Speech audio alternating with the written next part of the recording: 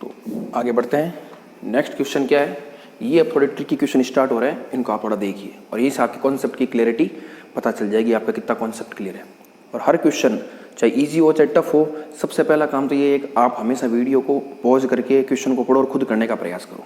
चाहे टफ हो, आपको नहीं आता हो, लेकिन पहला प्रयास आपका खुद का होना ही चाहिए। उसके बाद जो मैं सॉल्व कर रहा हूँ उसको आप देखते रहिए। तो चलो हम आगे बढ़ते हैं।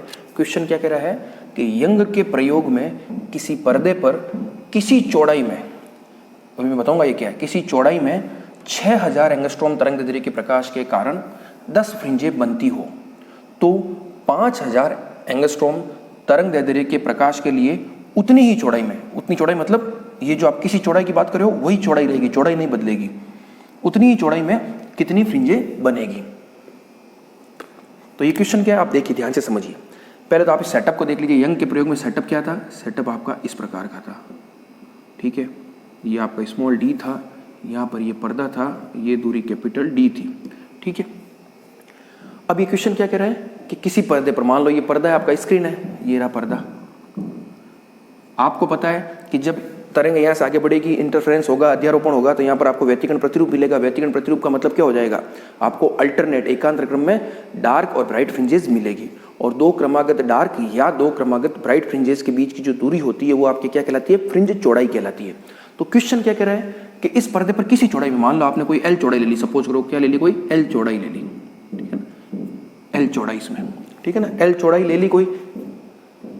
उस एल चौड़ाई में आपको क्या कह रहा है, ध्यान से समझिएगा, किसी पर्दे पर किसी चौड़ाई में 6000 एंगस्ट्रॉम तरंगदैर्ध्य प्रकाश के कारण 10 फ्रिंजें बनती है। यानी इस एल चौड़ाई में कितनी फ्रिंजें बन रही है आपकी, 10 फ्रिंजें बन रही है, ठीक है ना, 10 फ्रिंजें बन रही है। क्वेश्चन दे रहा है आपको, कोई भी एल चौड़ाई आप ले लो, किसी भी चौड़ाई में आपकी क्या बन जाएगी, 10 फ्रिंजें बन रही है। और किस स्थिति में, जब आप लैम्डा क्या काम में ले रहे हो, 6000 एंगस्ट्रॉम का काम में ले रहे हो। ये आपको दे रखा है कि किसी चौड़ाई एल में 10 फ्रिंजें बनती है, लैम्डा इक्वल टू 6000 एंगस्ट्रॉम के लिए। अब आपसे पूछा क्या है कि मान लो आप प्रकाश को बदल रहे हो, प्रकाश आप क्या काम में ले रहे हो, 5000 एंगस्ट्रॉम का काम में ले रहे हो। काम जैसे ही लैम्डा बदलेगा तो आपको पता है बीटा बदलेगा, क्योंकि बीटा लैम्डा पर डिपेंड करता है। तो फिर क्वेश्चन कह रहा है कि इस 5000 एंगस्ट्रॉम तरंगदैर्ध्य के प्रकाश के लिए चौड़ाई नहीं बदलनी है, चौड़ाई आपको वही रखनी है। तब आपको ये देखना है कि फ्रिंजें कितनी बनेगी, ठीक है ना, मेरी बात समझ गए आप। पहले केस में फ्रिंजें 10 है, दूसरे केस में फ्रिंजें उतनी चौड़ाई में क्या होगी, बदलेगी, निश्चित रूप से बदलेगी। क्यों बदलेगी, क्योंकि आपको पता है बीटा जो होता है वो डायरेक्टली प्रोपोर्शनल टू लैम्डा होता है। लैम्डा बदलेगा तो बीटा बदलेगा, बीटा बदलेगा, बीटा का मान बदलेगा, तो उस चौड़ाई में बीटा की संख्या भी बदल जाएगी। वो हो सकता है कम भी हो सकती है, ज्यादा भी हो सकती है। अब पहले आप सोच लीजिए वो कम होगी ज्यादा होगी, लैम्डा पर डायरेक्टली प्रोपोर्शनल है, तो लैम्डा अगर कम हो रहा है तो फ्रिंज चौड़ाई क्या हो रही है, कम हो रही है। तो फ्रिंज चौड़ाई अगर कम हो गई तो उस खांचे में या उस एल चौड़ाई में क्या होगा, नंबर ऑफ फ्रिंज क्या होगी, ज्यादा फिट हो पाएगी, ठीक है ना। पहले मान लो ये सपोज करो एल आपके 10 यूनिट है और एक फ्रिंज की चौड़ाई 1 है, तो इसमें 10 आ गई। अब मान लो ये एल तो 10 ही है, लेकिन जो बीटा है वो 10 1 से क्या हो गया, कुछ कम हो गया, तो उस 10 यूनिट में क्या होगा, कुछ ज्यादा फिट होगा।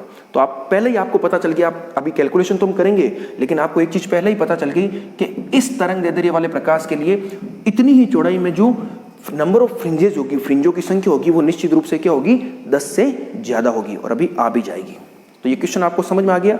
अब इसको हम करते हैं, कैसे करना है, बिल्कुल सिंपल है, लेकिन वेरी कॉन्सेप्चुअल क्वेश्चन है। तो देखो, सबसे पहले क्या आप क्या जानते हो, हम जानते हैं कि, आप लिखिए, हम जानते हैं कि beta is equal to lambda capital D upon small D. अब आपको क्वेश्चन क्या कह रहा है, क्वेश्चन ये कह रहा है कि किसी चौड़ाई में 6000 एंगस्ट्रॉम तरंगदैर्ध्य के प्रकाश के कारण 10 फ्रिंजें बनती है। तो मैं क्या ले सकता हूं, माना एल चौड़ाई में n फ्रिंजें बनती है, मैं n लेके चल रहा हूं एक बार, ठीक है ना, n फ्रिंजें बनती है। तो n चौड़ाई में n फ्रिंजें बन रही है, तो देखो क्या मैं ऐसा लिख सकता हूं, beta is equal to L by N. आप समझिए, beta is equal to L by N लिख सकता हूं। क्यों, क्योंकि एल चौड़ाई में, मतलब एल चौड़ाई में n फ्रिंजें हैं, तो एक फ्रिंज की चौड़ाई कितनी हो जाएगी, एल बाई एन होगी कि नहीं होगी, आप समझिए इस चीज को, ठीक है ना। और एक बीटा आप क्या जानते हो, बीटा ये जानते हो lambda capital D upon D. तो यहां से एक फॉर्मूला आपके निकल करके आ जाएगा, N lambda is equal to L small D upon capital D, equation number 2। मेरे हिसाब से आप इस चीज को समझ गए होंगे। ये बिल्कुल वैसा ही है कि 10 एक चीज़ का मूल्य अगर 10 रुपये तो 10 चीज़ों का मूल्य कितना होगा 100 रुपये। उसी प्रकार से 10 चीज़ों का मूल्य 100 रुपये तो एक चीज़ का मूल्य कितना होगा 10 रुपये। ठीक वैसी है बीटा क्या है, एक फ्रिंज की चौड़ाई है और आपके एल चौड़ाई में कितनी फ्रिंजें बन रही है, एन फ्रिंजें बन रही है। आप ऐसा लिख सकते हो, इसको नहीं समझ में आ रहा है तो वापस एकदम क्लियर कर देता हूं। एल चौड़ाई में फ्रिंजों की संख्या इजिकल टू एन, तो यूनिट इकाई चौड़ाई में फ्रिंजों की संख्या कितनी हो जाएगी एन बाई एल। लेकिन आपको एक फ्रिंज की चौड़ाई देखनी है, ठीक है ना, तो वो कितनी हो जाएगी एल बाई एन। तो कंफ्यूजन मुझे लग रहा है, इस कंफ्यूजन को दूर करता हूं।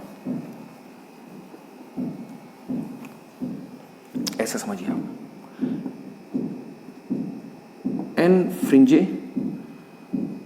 एल चौड़ाई में प्राप्त होती है, चौड़ाई में, अब आपको समझ में आ जाएगा, चौड़ाई में प्राप्त होती है एन फ्रिंजे, ठीक है ना। एन फ्रिंजे एल चौड़ाई में प्राप्त होती है तो एक फ्रिंज कितनी चौड़ाई में प्राप्त होगी एल बाई एन में। आप ऐसे समझ सकते हो, ये एल चौड़ाई है, ये एक फ्रिंज, ये दो फ्रिंज, ये तीन फ्रिंज, ये चार, इस तरह से मान लो, ये मान लो कोई एन संख्या है, ठीक है। ये टोटल लंबाई आपकी कितनी है एल है, एल में कितनी है एन है, मान लो 1 2 इस प्रकार से एन है, तो एक कितनी हो जाएगी, इसका एक भाग क्या करोगे एल बाई एन। अब मेरे हिसाब से आपको समझ में आ गया होगा, बिल्कुल बेसिक है ये, मैंने बिल्कुल बता दिया आपको पूरा, ठीक है। तो बीटा इजिकल टू मैं एल बाई एन भी लिख सकता हूं, और आप एक जानते हो lambda D upon small D, तो इससे एक फॉर्मूला निकल करके आ गया N lambda is equal to L D upon D. अब देखिए आपको ये पता है क्वेश्चन क्या कह रहा है कि किसी चौड़ाई में 6000 एंगस्ट्रॉम तरंगदैर्घ्य के लिए प्रकाश 10 फ्रिंजें बनाते हैं और 5000 एंगस्ट्रॉम के प्रकाश के लिए उतनी ही चौड़ाई में, यानी जब आप इस क्वेश्चन को सॉल्व करने जाओगे तब आपकी चौड़ाई नहीं बदलेगी, जो एल है वो वही रहेगा। तो इस हिसाब से एल फिक्स है, डी आपके हमेशा ही फिक्स रहेगा क्योंकि कोई चेंज की बात नहीं की गई है, कैपिटल डी भी फिक्स रहेगा।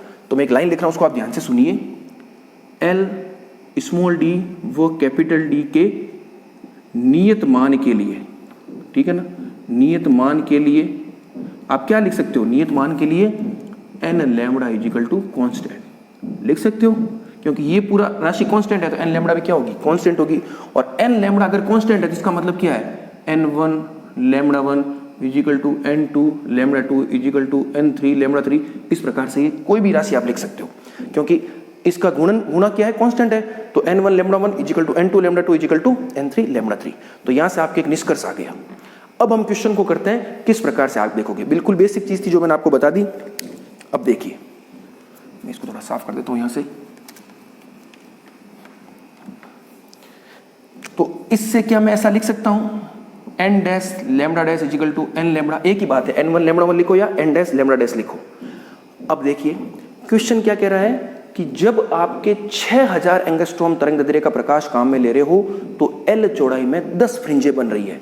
तो जब आपके लैम्बडा कितना है 6000 एंगस्ट्रॉम है, तब आपका एन कितना है, एन क्या था number of fringes which is made between L width, N is equal to कितना हो जाएगा 10, ये दे रखा आपको।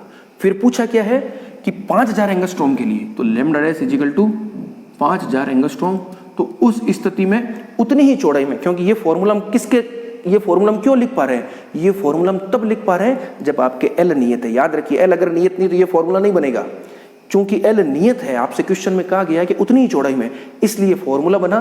तो एल नियत है तो उतनी ही चौड़ाई में कितनी फ्रिंजें बनेगी, यानी एन डैश कितना होगा वो आपसे पूछा गया है।